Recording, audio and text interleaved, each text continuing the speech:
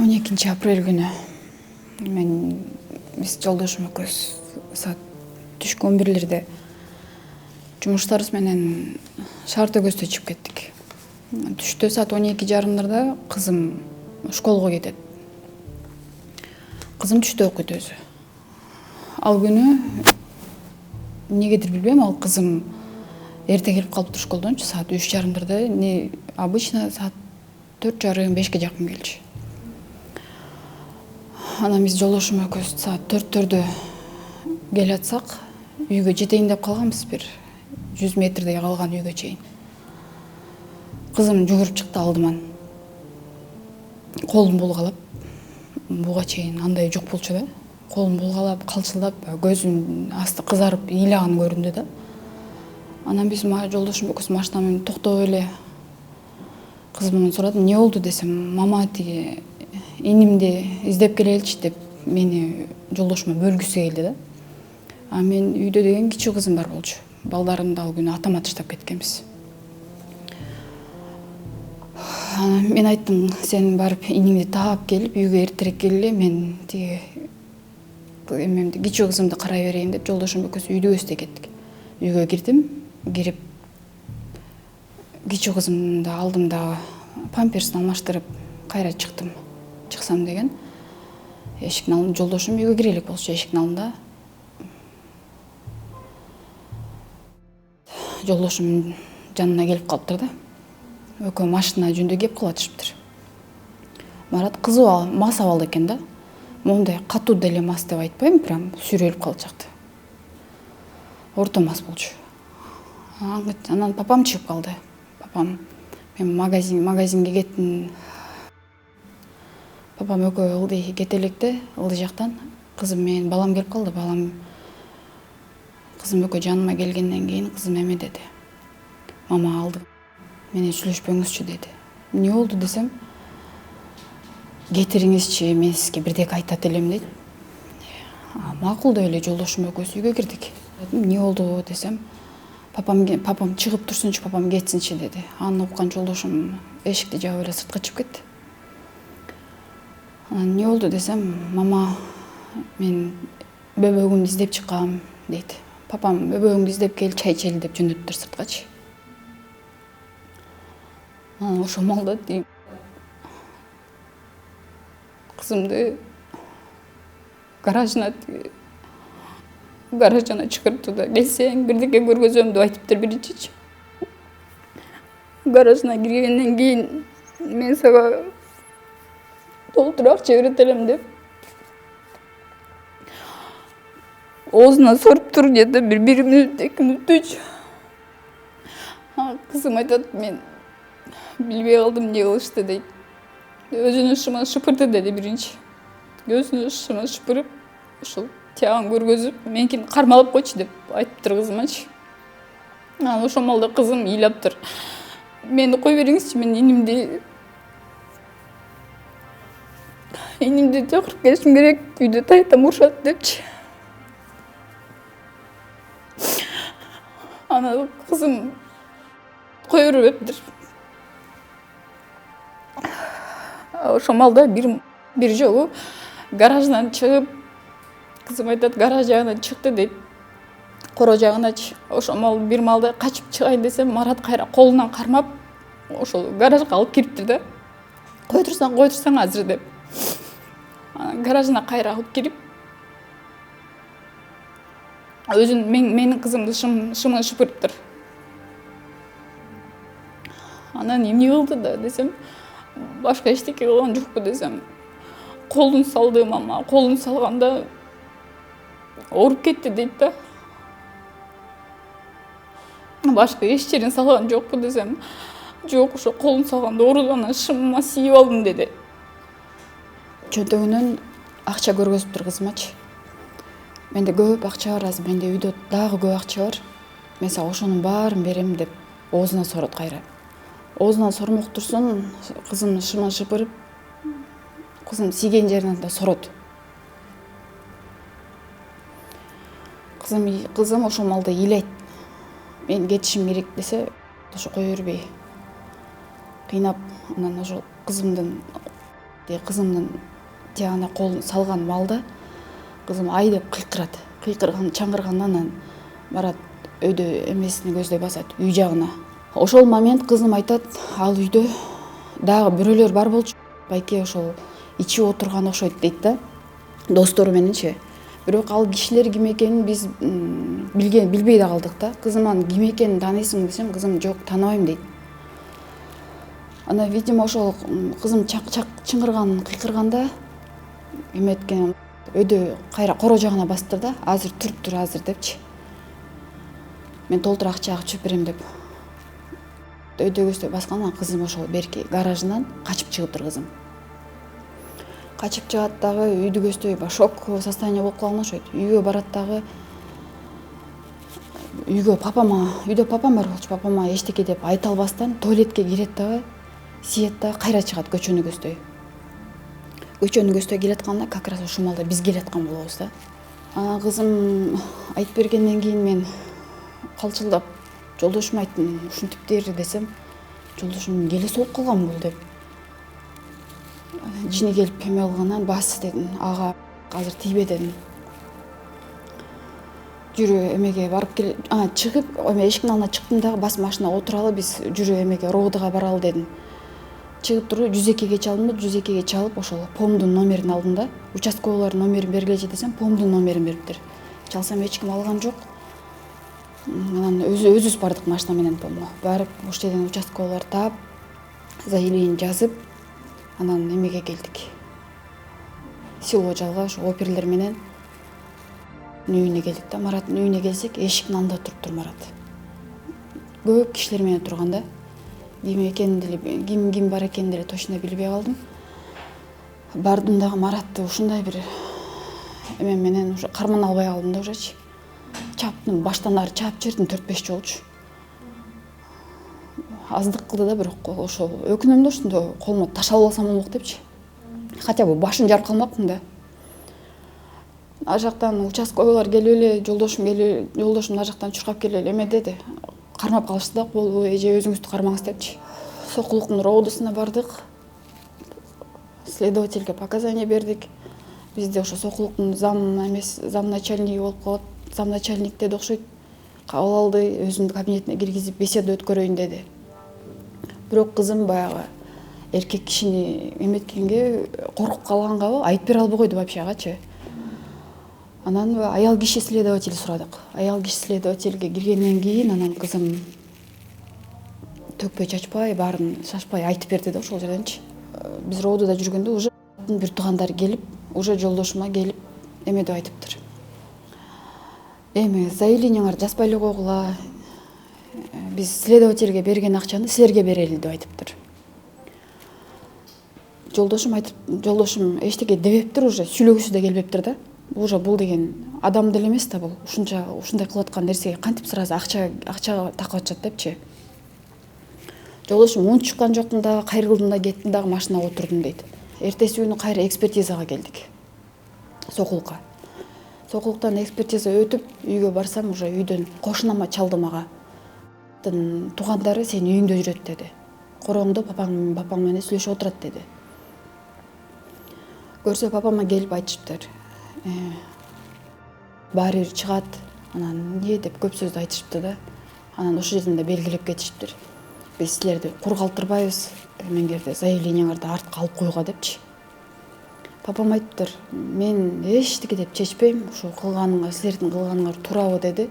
Айылда сууктар чыга баштады. Мени уже каралай баштады буларчы. Бул өзү ушинтип иштейт дептир. Булар семейный бизнес кылышат. Бул энеси ушундайга көнүп, кызын ушуга алып барып атат деп сөздөрдү уже мага телефон чалып айта баштады да. Сен жөнүндө ушинтип кеп кылып атышат. Сабыр кармап отурдум ушул күнгө чейинчи. Анан бир күнү адвокаты чалды. Сиз менен кезигип сүйлөшөлү деди келек деп. Анан макул дедим. Эмне сөздөр бар экен угайын дедим. Адвокаты келип эме деди.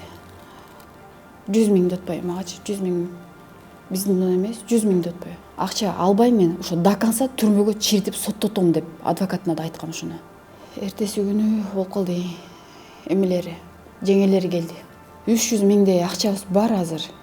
Ошону даже 300 миң толук эмес деди. Ошо 300 миңдей акчаны алгандагы бизге встречный жазып бер. Биз деген прокурорго дагы, судьяга дагы көп акча даярдаш керекпиз.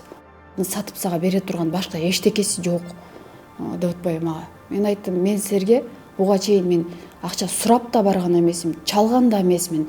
Мындай келгиле сөзгө келели деп да чалган эмесмин деп айттым жеңесинечи. Десем, өзүнүн ошо байкесинин аялы бизде мугалим болуп иштейт школдочу. Билбейм кантип келди. Мугалим эмеси менен келип алып ошо мага сүйлөп бекетишип. Анан дагы бир жеңеси келди. Ал биздин эле кошуна турат да, бир үйдөн кийин. Бурулушта жашашат. Ошо мага лакылдады эме деп. Сен түшүнүп атасыңбы? Тетиги түрмөдө жатат деп атпайбы? Ачык эле айттым бетине. Түрмөдө жатсын дедим. Мен бир да кейген жокмун дедим. Түрмөдөн чирип өлсүн дедим. Десем, жеңесим не деди мага? Сен типа мага мен обязанасың сен бул деген кошунаң кошунан канча жылдан бери жашаган кошунаң деп атпайбы?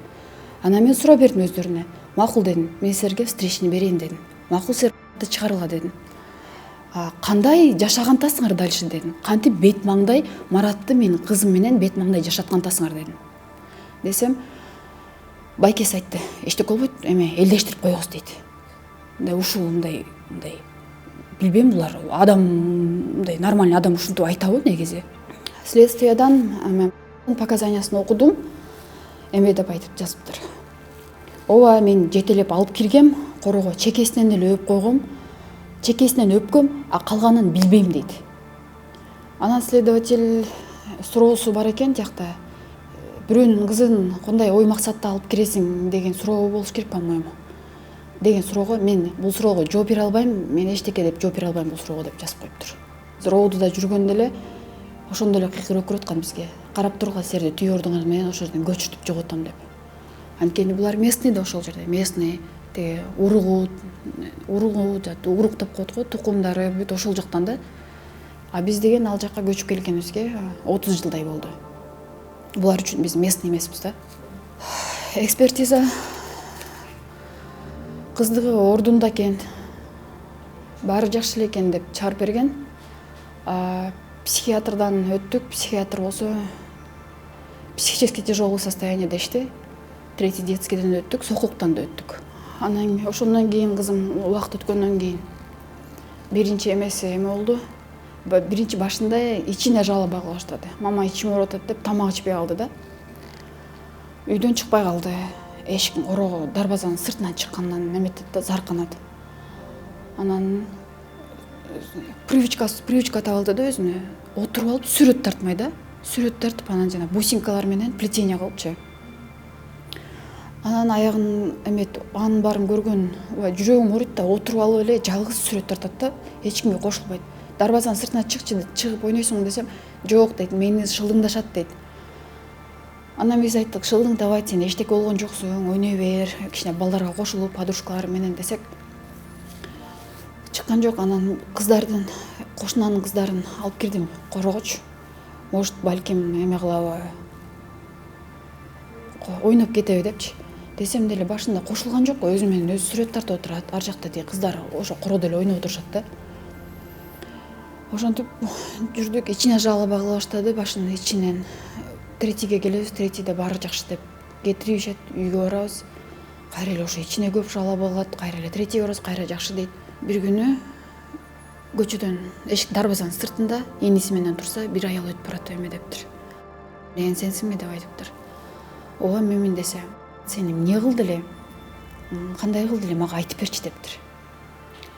Десе, кызым аны көрмөк турсун, укканда уже калчыктап куп-куу өчөт да. Баягы кол башы калтырапчы. Үйгө жүгүрүп келип, мама мени ушинтип атат, эмне келди эле дейт. Жок, Марат келген жок, ким экен десем, мен тааныбайм, ылдый басып кетти деди. Шашып туруп эшикке чыгып эле, немем кийип эле эшикке чыктым, чыксам ал аял уже таппай калдым да, ким экенин таппай калдым. Көчөдөн кыздар, балдар шылдыңдай баштады уже. өткөндө бирөө айтыптыр, сен билесиң эмнеге школго барбайсың деп. Кызым ошол окуядан кийин школго да барбай калды. Кызым дагы, балам дагы школдон калды да 12 апрелден беричи. Деги шылымдаптыр, сен эмнеге билесиң барбайсың деп. Анткени сен зордуктаган деп айтыптыр. Зордуктаган үчүн сен барбайсың, сен двоечницасың деп айтыптыр. Ошондон кийин кызым көчөгө да чыкпай калды вообще. Буту шишиди. Буту шишип, биринчи шишип баштады, 2 буту тең. Анан больницага алып бардык. Больницага третьйге алып барсам, аяктан укол кылышты. Анан эмеге жөнөттү. Аллергия деп, республиканский больница жакта. Ошол жака направление алышты. Бутум, балам, кызымдын эмеси буту уже көк болуп калды, кара көк да. Как будто бирөө уруп салгандай да. Невролог айтты мен деп. Уже психологко көрүнгүлө, уже психологический эме болуп калган кыз депчи. Капать эттик, бут кызымдын бутун көк-ала кылып алып үйгө чыгарып кеттик, айла жок. Бул кызым уже базалбай калды да ужечи. Үйгө чыктык, дары жазып беришти, аларды ичтик. Следствие бүткөн. Бүтүп эме сотко өткөрүп берген. 27 апрелде эме болгон. Сот болгон. Эмнегедир кандай эме менен билбейм, бизге эме деп айтышты. Машина жок, биздин машиналар бузук, ушинтип келбейт деп айтышты. Алып келишкен жок. Закрытый процесс болду. Онлайн өттүк. Теги Мараттык мындай телевизордон көргөзсө да видео болчу. Анан судья эмеге перенос кылды. Жылдырып койду могу. 6-сына деп айтышкан, эми кече чалып кайра 5-ине жылды дейт да.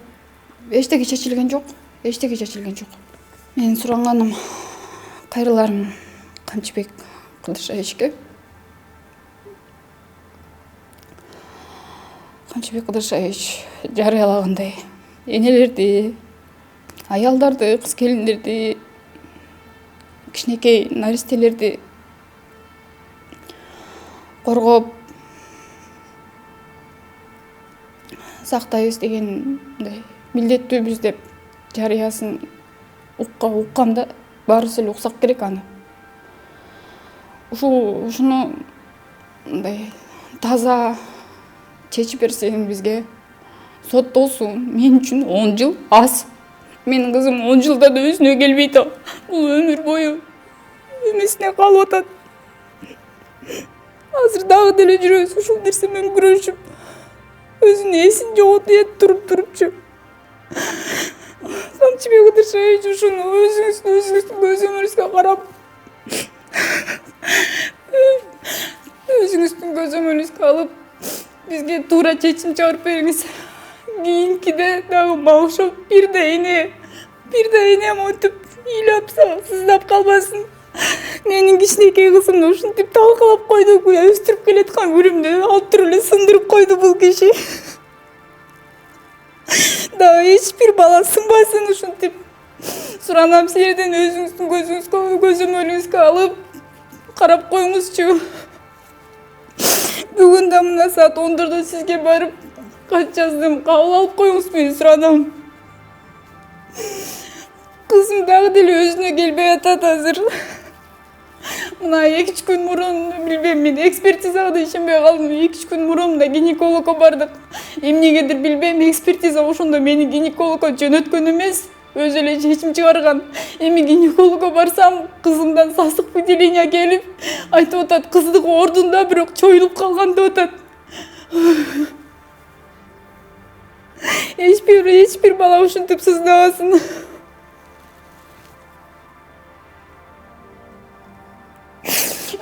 Камчыбек Кыдыршаевич, өзүңүздүн көзөмөлүңүзгө алыңыз, ушунун баарына өзүңүз карап берип коюңуз.